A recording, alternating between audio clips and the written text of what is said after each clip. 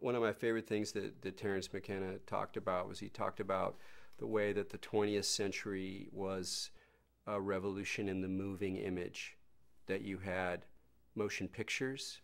You started out in 1900 with motion pictures, Freud's discovery of the unconscious, of dreams, which are moving images, and just the beginnings of what would become psychedelic culture. And these are all cultures of the moving image. And so what's happening now in the 21st century? That the moving image is being digitized, that the extraordinary power and boundary melting immensity, archive mania of the digital realm is sort of fusing with the realm of the moving image. And inside that realm of the moving image, inside of media, there's always been this tradition of abstract moving animation. It's pretty obscure, most people don't know about it, but there's this extraordinary line of visionary abstract cinema that goes back to the beginnings of motion pictures. And it's extraordinary how often the people who are making this stuff are visionaries. They're mystics, they're Buddhists, they're psychedelic people, and they're exploring how abstract imagery reflects, expresses, encodes, and maybe even stimulates these more inside experiences of the moving image, of the visionary moving image. And I think we're at a point now, as we digitize this stuff, to really, inflame that process, to really bring it on in a really remarkable way.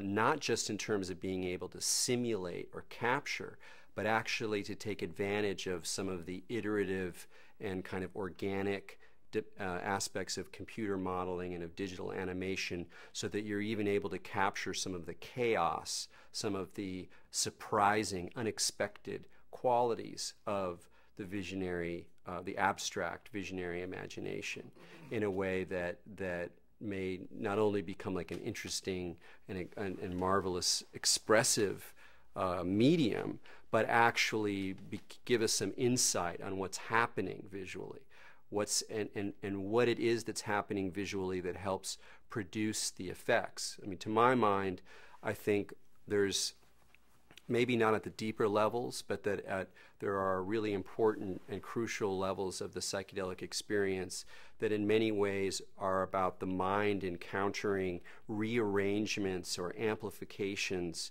of normal visual and other kind of neural phenomena.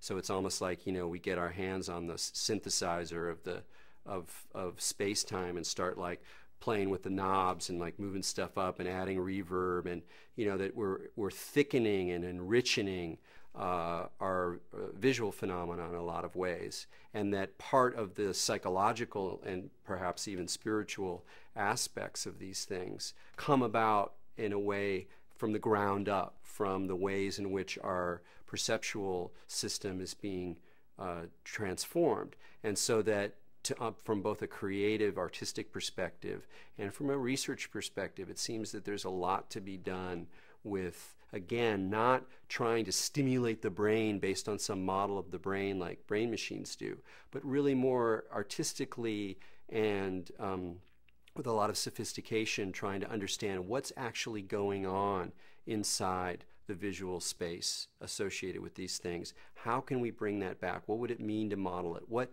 principles of visual organization might we even discover in terms of trying to be able to model some of these things? And to my mind, that's a really exciting line of development.